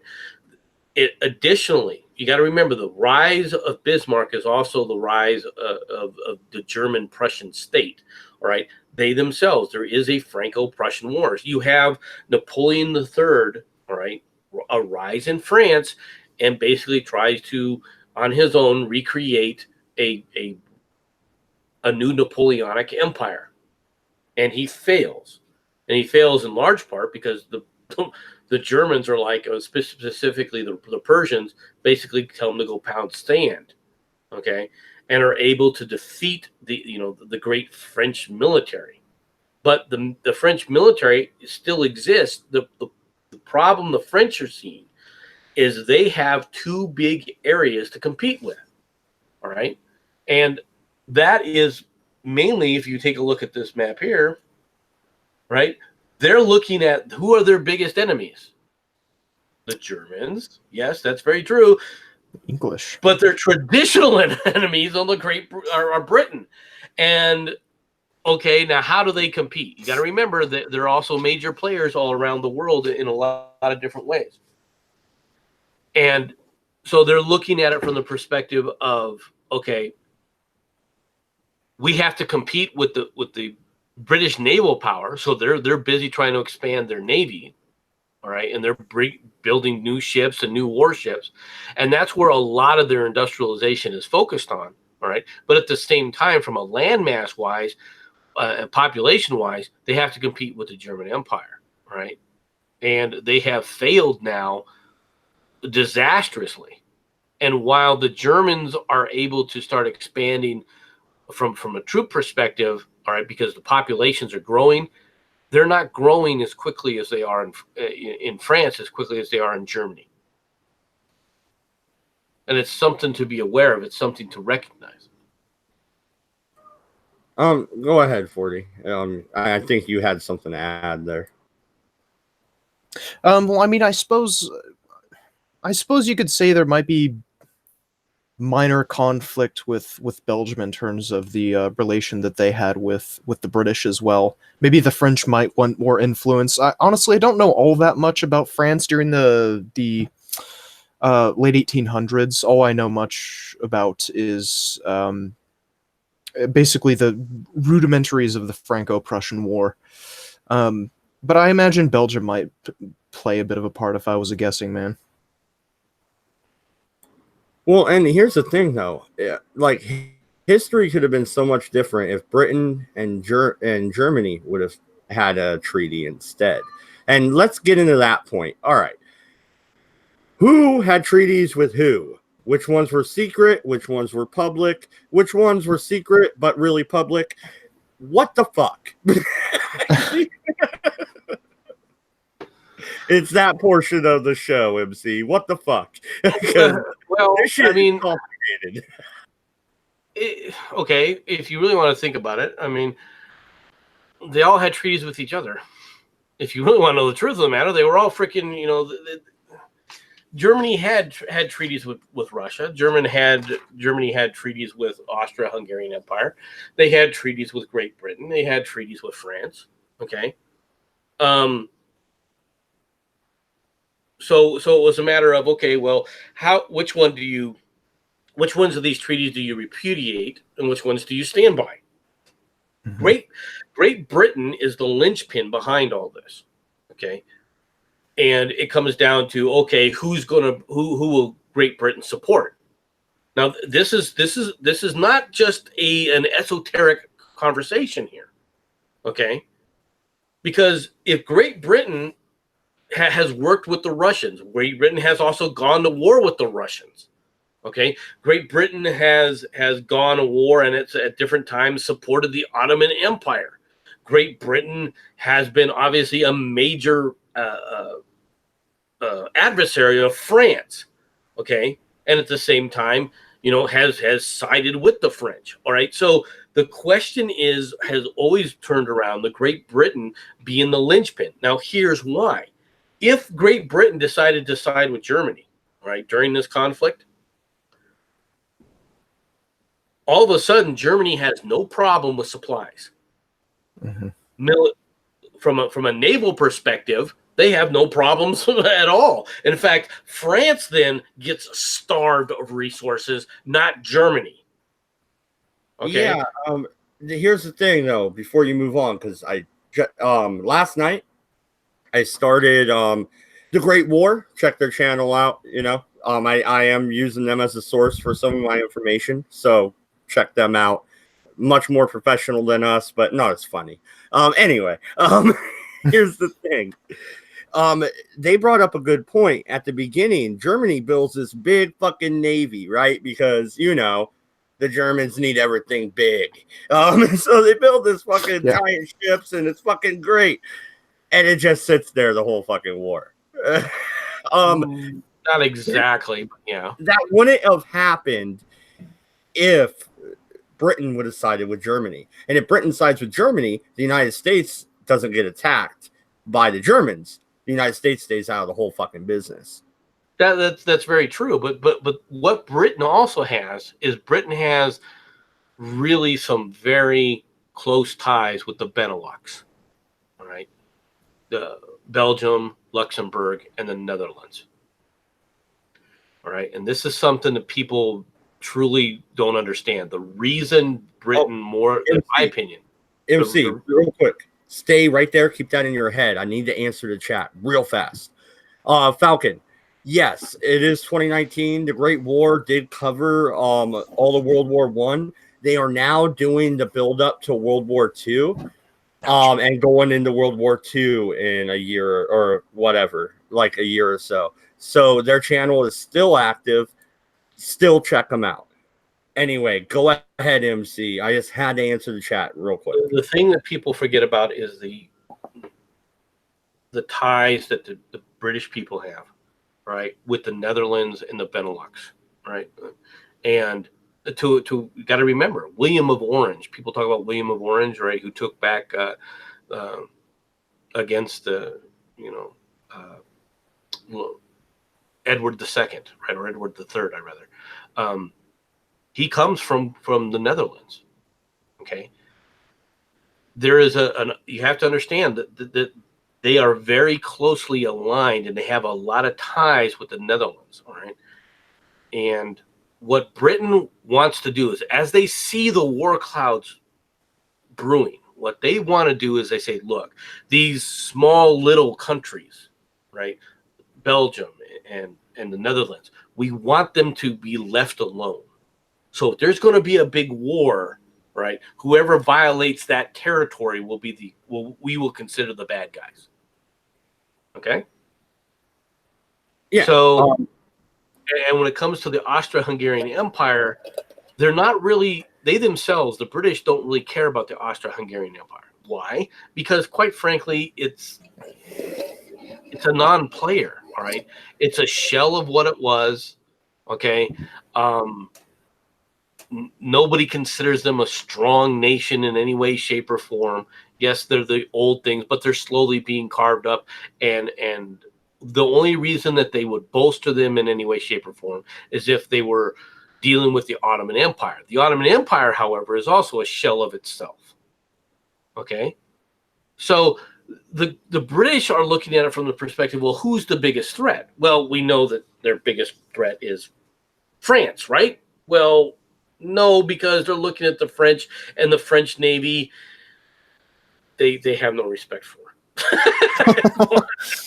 Quite frankly, they're looking at that going, okay, they're not a threat to us. We've basically got a decent relationship with them in Africa. You have your colonies, we have our colonies. That they're not trying to expand their colonies anywhere. All right, so they've basically made an arrangement with them. The Germans, however, are aggressive. The Germans want to increase their position on the world stage, and they go on a crash building spree with their navy to say our navy is as good as your navy is. Okay, so the British are a little wary of this because, quite frankly, Otto von Bismarck, one of his policies was basically, gunboat diplomacy in and of itself. They have taken over, the Schleswig-Holstein region. They now have great ports. They have an industrial power, and they're building these big ships, all right, to compete with the Germans on a one-by-one basis. And they can put them out at about the same rate, okay, as the British Empire can. Now you got to remember, one of the things that you go back to the British naval power, everything is fine, but naval power and the technology within navies has drastically changed because of the U.S. Civil War. Ever since the Monitor came out, okay, now we've got to build ships of steel, and the British go, okay, well, if we're going to build steel warships, we're going to build one that it's going to kick the ass out of everybody. All right. And they build the HMS Dreadnought. And everyone goes, ooh, look at the size of that thing. Okay. And it is heavily armed. And it is what starts the race with the modern battleships. Everyone's like, wow. So what else can we do? Well, while the Dreadnought shows some technological advances from the Civil War, the next technological advantage is the rotating turret, which then comes out. And everyone's looking at the British as it comes out with these new ships. Well, this is all well and good, but the British also understand something. We can't keep this up. There's just no way that we can keep creating battleships. So they come back with the idea, well, instead of a battleship, we'll create battle cruisers, which will be less armored, but as heavily gunned as battleships. So they'll be fast battleships, right? So it becomes a technological revolution to create the battle cruisers, thinking that it could have battleship performances from a gunfire standpoint, but if it comes toe-to-toe with the battleships, it has enough speed to run away, right? Everyone's like, ooh, well, what can we do with this? Well, to be honest, the Germans look at that and go, well, you can build battle cruisers, we can too. Our battle cruiser might not be as fast, but they're going to be tougher than anything you have. The Germans have always liked big guns and lots of steel anyway. All right. I mean, even we've had a fascination for it. And you've also got to remember, Kaiser, go ahead. Oh, I was just going to say, before you moved on, I already brought up the phallus on the dude's fucking hat. Yeah, of course the Germans like fucking long, pointy things. Right. I think you're trying to make up for something, but hey, what do I know? Well, it is an inferiority complex to an extent, but there's also the fact that the Kaiser, you got to remember the Kaiser they're related to the British. What's the British tradition? Naval. They have a fascination with building the Navy. Even Nicholas, all right, has a fascination with building a Russian Navy, all right, to make it look like the British Navy. Everyone admires the British Navy. Where are the Russians going to launch their Navy from? Same place they've always tried to launch them from. Yes, they have. They don't have any warm water ports on which gives them a reason for wanting to take land from other people. All right, that's another aspect that they have to do. But they are trying. Everyone's looking to compete with, or at least show that they're a player against the British Navy. And the British they're building it because, quite frankly, they have to keep their empire secure. The only way you can do that is with military force. Well, no, they like, seriously, pun intended, they have to keep it afloat. And the only way they can keep it afloat, being an island nation, is through their navy. And they are great at it. Bless them. They still are. They got, Bodie McBoatface was a good ship. But everyone is looking at this and saying, okay, we gotta keep this up. We gotta keep going with this process. Okay, the Germans are saying, well, if we're gonna have an empire like that, we're gonna have to create a navy to secure our empire. The problem, of course, is if you can take a look at the map, is you've got to get past England. You've got to get past the British Isles. If you're going to compete with in the high seas, you've got to get out of that landlocked area. You've got the frickin' you got the Straits of Dover on one side, and then you've got obviously a pincher between the Scotland and Norway on the other. So they're kind of hemmed in. Okay, they could have ran that.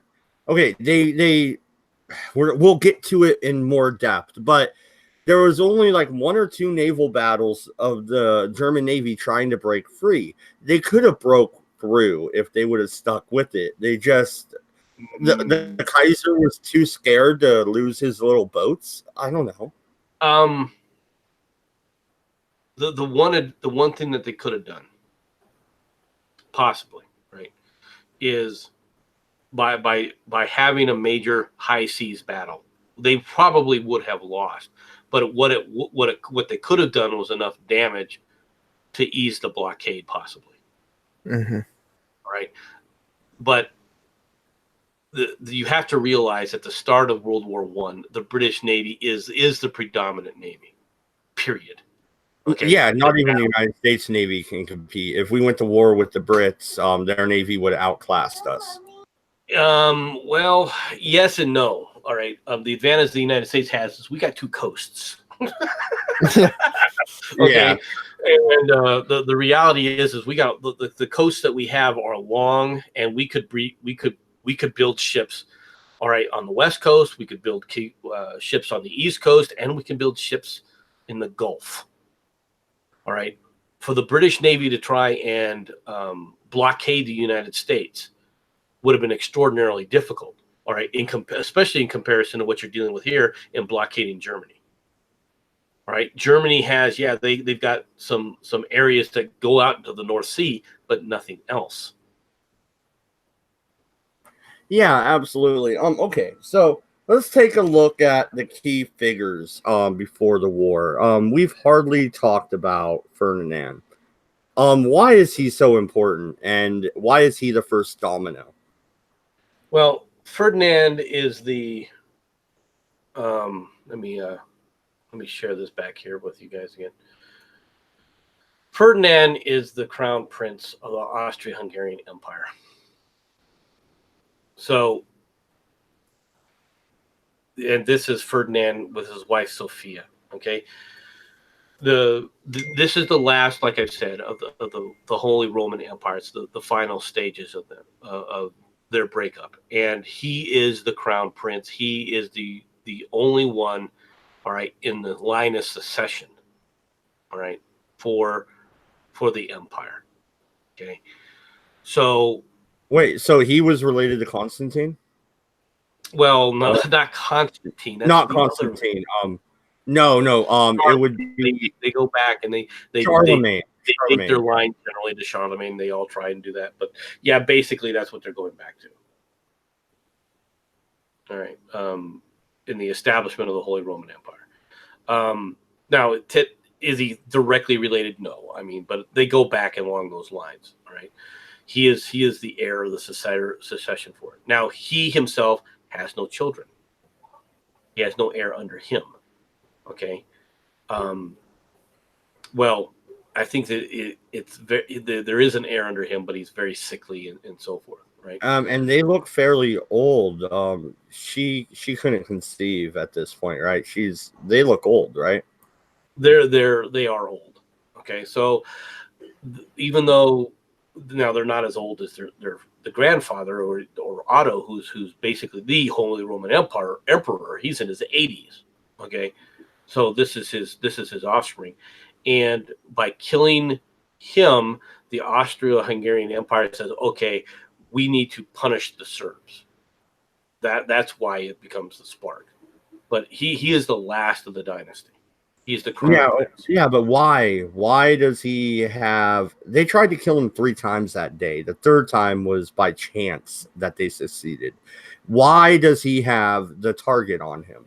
Because he's the crown prince. The Black Hand sees the empire as the Habsburg as their greatest threat.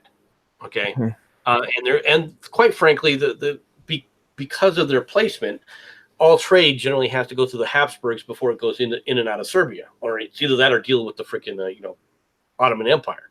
So I mean, they don't want to deal with the Ottomans anymore than they want to deal with anybody else, right? But the Habsburgs are like, okay, we're gonna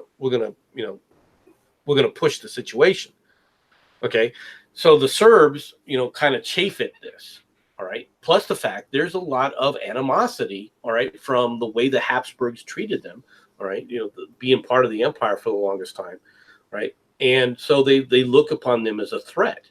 Now, did they need to go as far as they did? You got to remember, they're looking at Greater Serbia. They're trying to carve out a huge area, the Black Hand and everything. They're basically, their idea is to create a huge, Balkan state right here. And they're going to carve sections away. They themselves think that they can carve sections away from the dying Austro-Hungarian Empire. Okay, so I get what they wanted to happen. That obviously doesn't happen. I would love to do an alternate history though. A couple of them just from this talk today. Like Britain joining Germany. United States would never have entered. That'd be totally different. But also the Black Hand getting their way would be a good alternate history. But I digress. The thing is, when it comes to the Black Hand, they get wiped out in this endeavor, don't they? Well, yeah, because they're surrounded. All right, it takes time, but the Austrians do frickin' take out Serbia.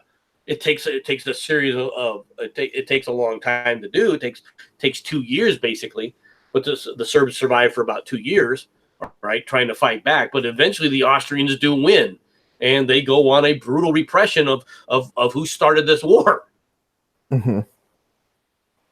Yeah, it's also kind of ironic that the Black Hand decided to target the Archduke due to the fact that one of the things that people seem to gloss over is that the Archduke was, at least publicly, I'm sure his private position, he was a little more, had a bit more disdain for the Serbians, but publicly he wasn't as harsh as the former rulers.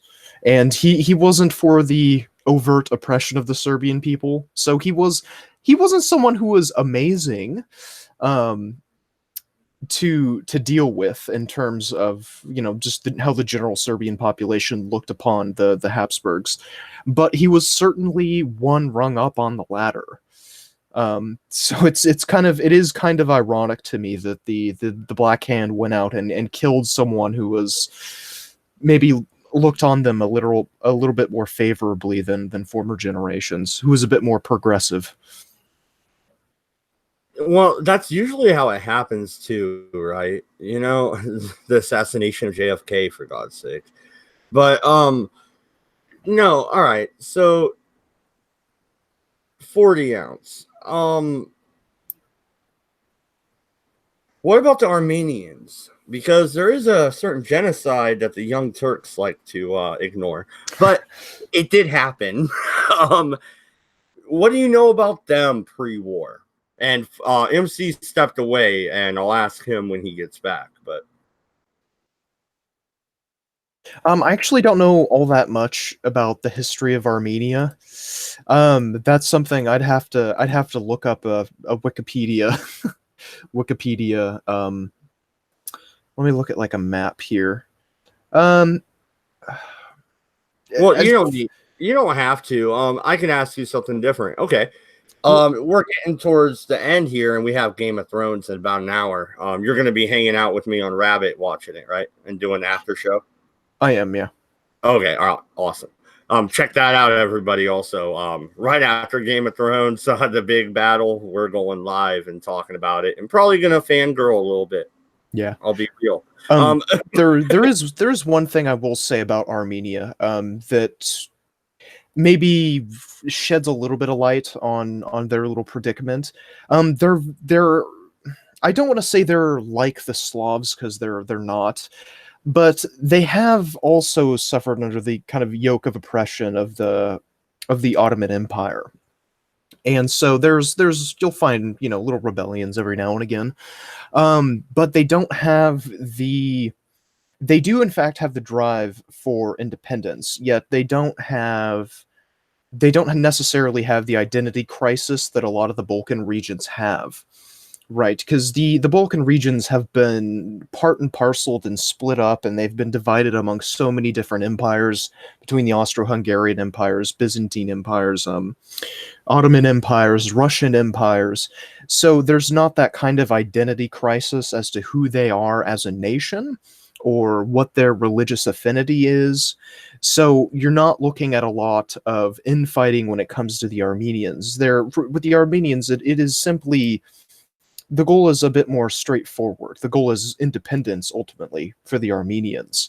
Whereas looking at the Balkans, you're talking about there's so many religious divisions between, people who are Islamic by nature, primarily concentrated in Albania and Montenegro and Montenegro and Bosnia.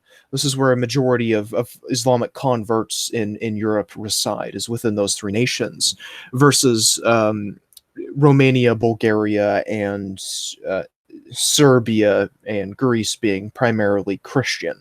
So that's the source of the religious conflict in the Balkans. But there's also the problem of, nationality and all these other different, the loyalty to certain crowns and loyalty to certain democracies or republics or constitutions, what have you. So the Armenians striving for independence is a bit more straightforward, and it's a little more easier to understand.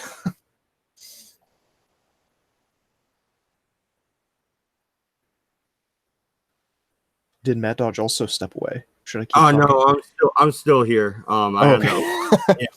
No, yeah, so here's another question for you. So what's the main thing in the build up to war that really stands out to you? Looking at World War I, because next week we're going to go into the assassination and the ramp up and militarization of all the parties involved. But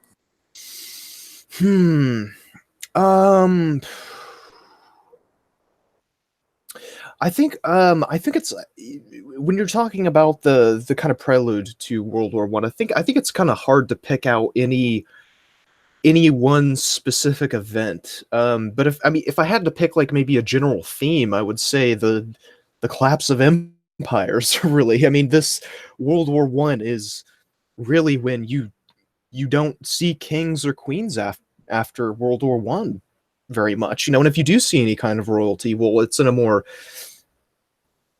a sense of like national pride. This is our national heritage. This is where our people are descended from. This royal house or that royal house. Yeah. And so this is really where empires start to collapse in a more formal sense. Yeah, it's more watered down, like British, or it's really ultra fucking religious, like Saudi Arabia, right? If you see a monarchy anymore. I would totally agree with that. And if I was looking at what built it up, I would say not learning their lesson.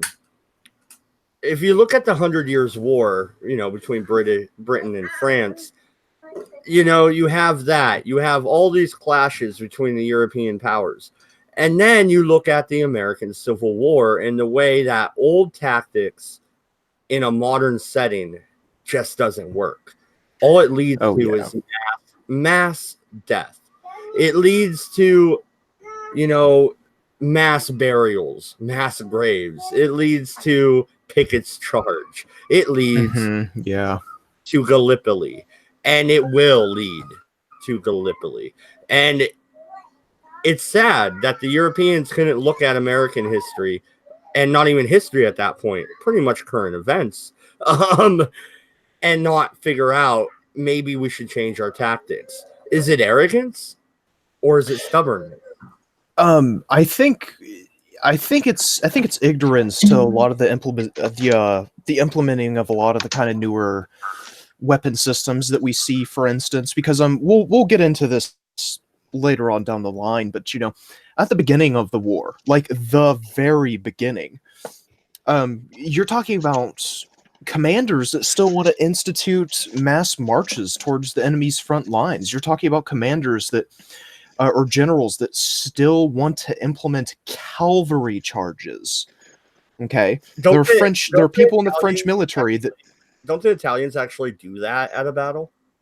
They might have, but I know the French did a cavalry charge against the Germans, and it ended very poorly. So, you know, it's this. Well, it's awful. We did a cavalry charge during World War One. Well, we did several cavalry charges. Look up the Light Horse Brigade. It's all across the Middle East, and we ended up taking a place called Beersheba because they saw cavalry and they just went, it's only bloody horses, and then they saw the emu plumes on the top of the slouch hats, and they, oh fuck, it's the Australians, and they didn't know what hit them. I just imagine you're like, we did cavalry charges. There's a bunch of Australians on mounted kangaroo. I'm sorry.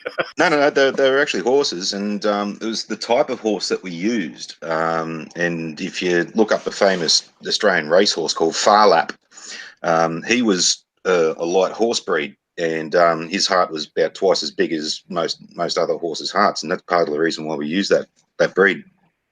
They could run harder. Well, no, and the British also had cavalry. There's a movie that my wife loves. We own it. I can't remember the name, but it's about a British guy in the military in a cavalry unit, and you had to bring your own horse, and him and that horse survived the whole war. It's a pretty cool movie. You know, it's not the best when it comes to war movies, but it's all right. I just need to bring... I'm not like a fanboy of horses like my wife and my daughter are, though. So maybe that's... I just need to bring up one quick correction.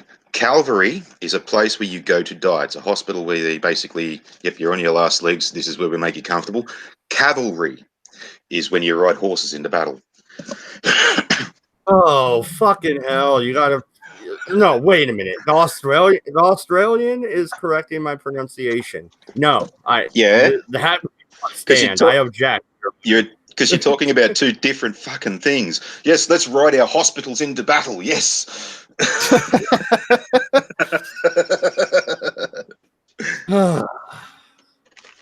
What, you don't want to take a hospital into battle? I would.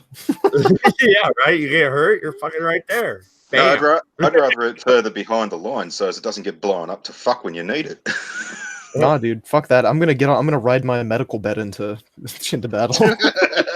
And throw your colostomy bag at them. Fuck you fucker! Get out of there, fucking you fucker! Well, unfortunately, you joined towards the end. We're gonna go a little bit longer, but here's a question for you, Farty. At the ramp up, we're talking about the prelude to war, right? Australia obviously was within the British Empire, but what was the sentiment in Australia? Did you guys believe a war was on horizon? Were you prepared for it?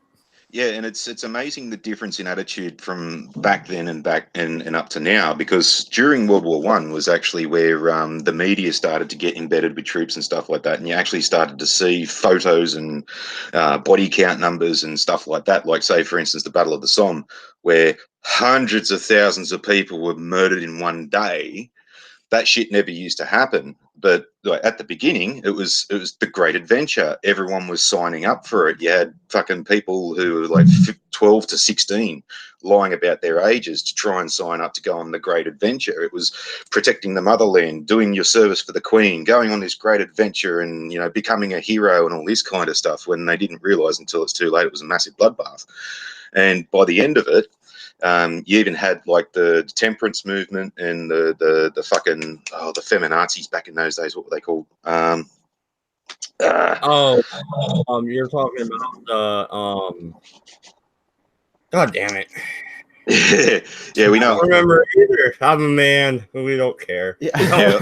Anyway, yeah, those dopey slags, they were marching and saying, bring our boys home and all this kind of stuff. And that sentiment sort of died off. And then when World War II came along, it was a different attitude there as well, because it was like, well, shit, look at what's happened to Europe, and fucking, right, well, England's in, right, well, we're in, fucking holy shit, the Japs are actually getting close. And that's the ones. The suffragettes were complaining. Suffragettes, yeah.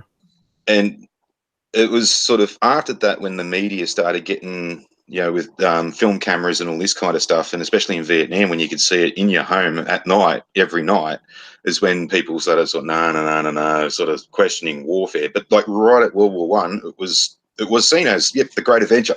Sign up for it. Mm-hmm. Go do it. Well, no, and I hopefully during later episodes of this series, I'll get a hold of you before we start, because I am. Yeah, there's some battles where you Aussies were tore up. You went through the meat grinder. Mm-hmm. Yeah, the Somme, Deep, fucking yeah. There's a lot of them. Yeah, absolutely. And MC, you're back. So, I brought it up because we're headed towards the end here.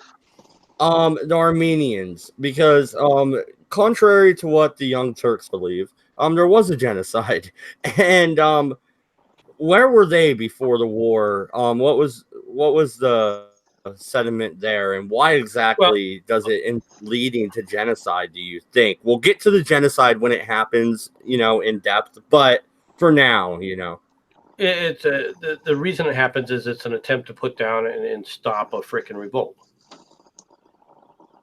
That's basically what it is. It's a punishment exercise to prevent the region from revolting against the Turks. And once again, the British let them down in that too. Where they thought that they were going to get hundreds of thousands of troops to back them up, but they only sent like a dozen officers and about 200 or 300 men or something like that to back them up. Well, there's a lot of misunderstandings about that, and yes, to an extent, you are correct. The British do fail to prevent the massacre from taking place. All right. Then again, the British were probably not thinking along the lines that a real massacre was going to take place. Number one, all right, to the degree that it did.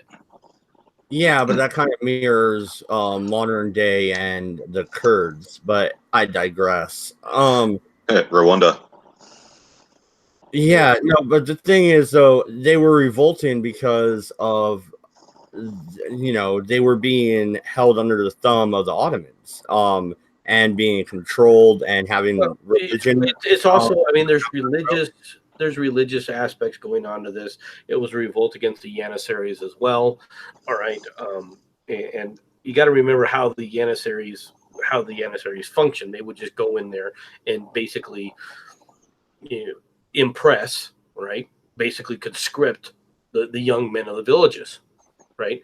Into the Ottoman. That's like medieval. That's medieval shit. Walk in and take the the oldest from each family to come serve or whatever. That's medieval shit.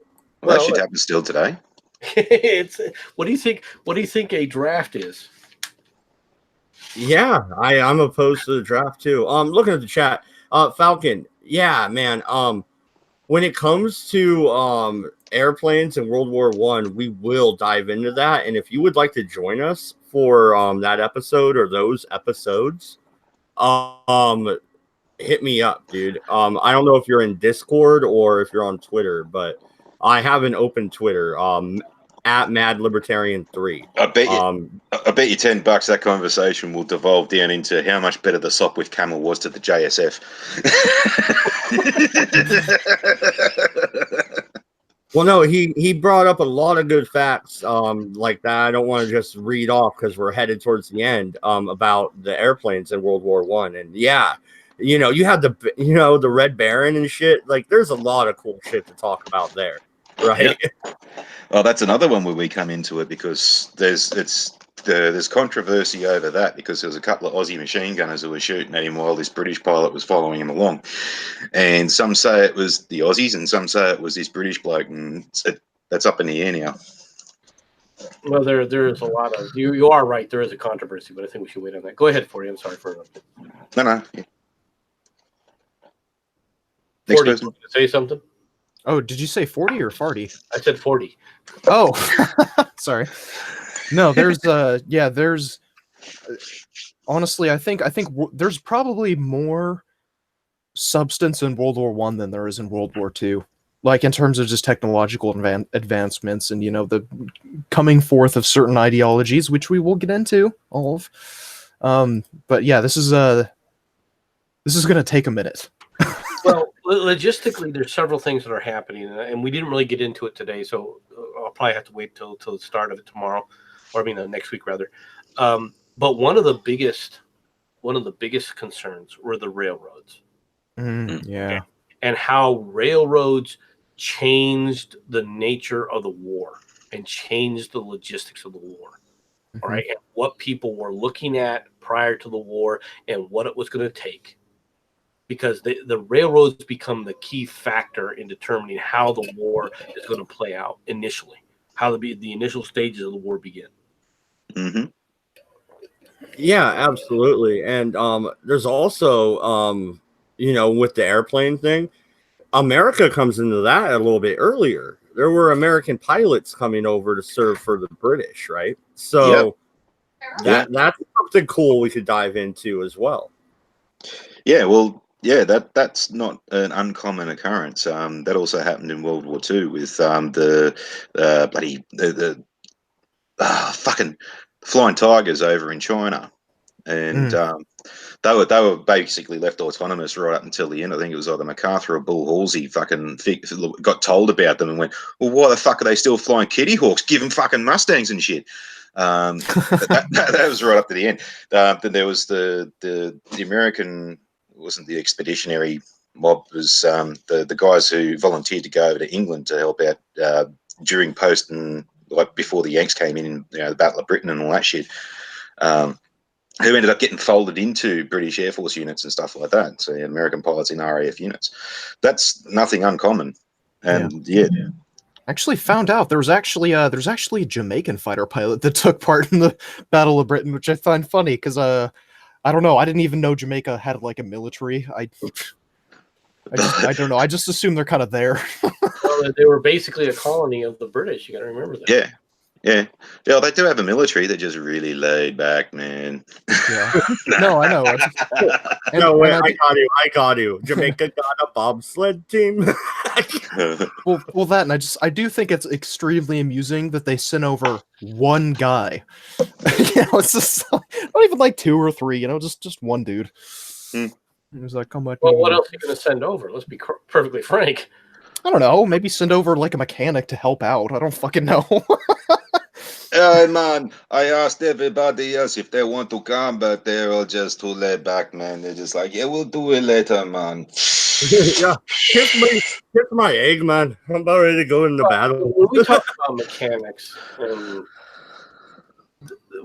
today it's not like what we were talking about, what they were doing back then, right? I mean, they were doing things.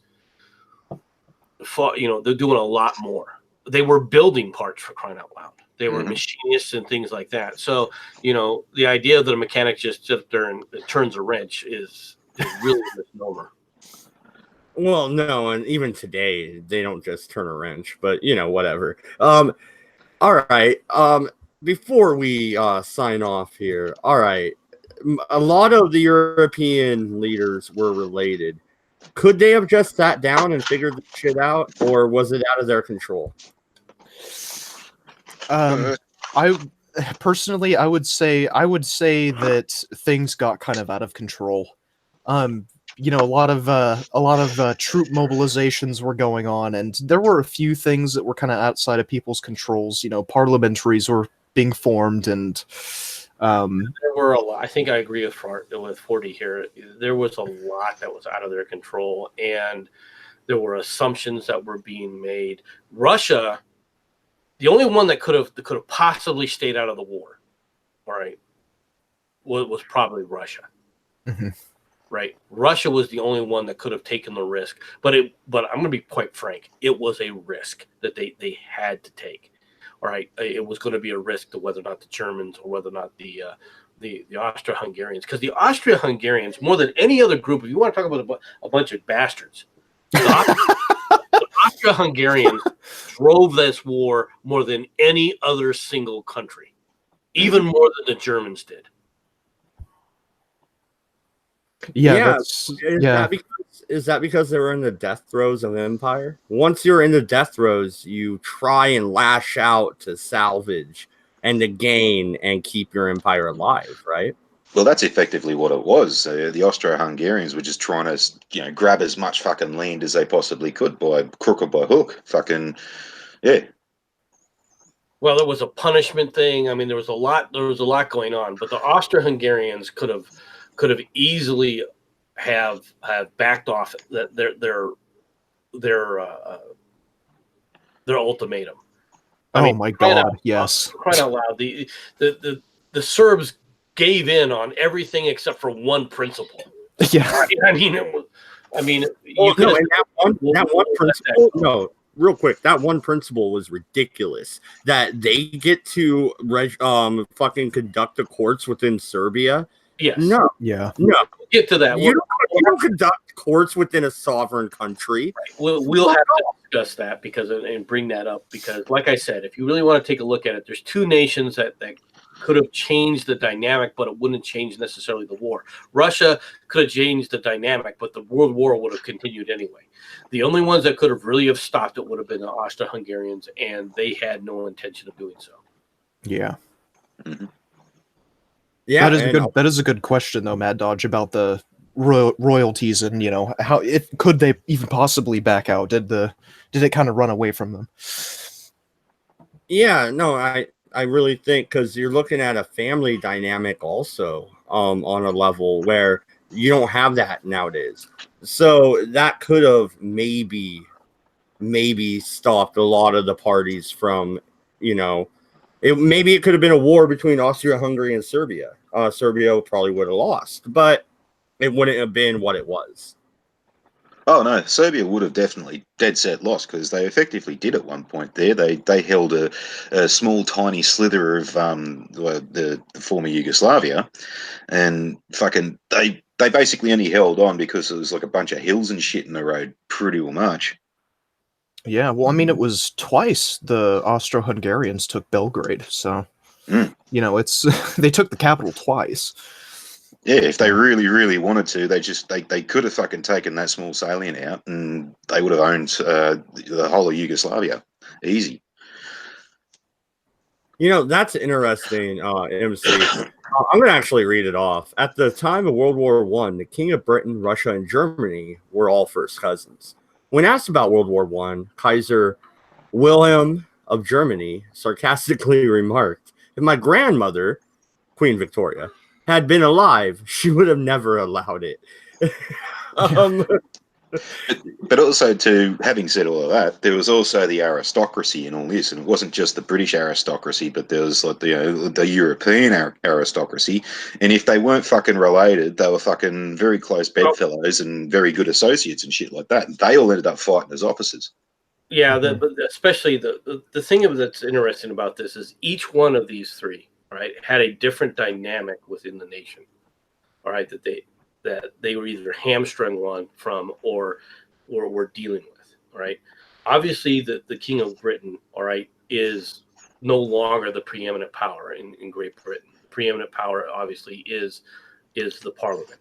Okay, now Nicholas, right, the Tsar, while he is the preeminent power, his issue is that the nobles, right, the aristocracy in Russia is extraordinarily powerful. All right, they can force him to abdicate. They can do things, all right, from a power perspective, right. Whereas with Germany, All right. The Kaiser is the ultimate power. He doesn't have to worry about his aristocracy, but what he is dealing with is the rising of the Reichstag. He's dealing with the rising of the democratic movement is taking place. It's not it's somewhere in between what's in Great Britain and what's in Germany now. Mm. No, and that's a great point, and I think that's the perfect spot to leave it. Where do you think we're gonna pick up next week, MC? Did you guys really talk about the killing of the Archduke? I think we need to delve into that a little bit. We did not dive into that. I take that as the first domino. So I figure that's where I was thinking. We start there and we play out the militarization and political standing in the area as they ramp up for the war. Mobilization. What happens during the mobilization, what starts to kick things off, and so forth. I think is a good idea. Mm-hmm. So absolutely, everybody come back next week for episode 2. The March to War. I think that's a great title. I'm going to write that down, actually.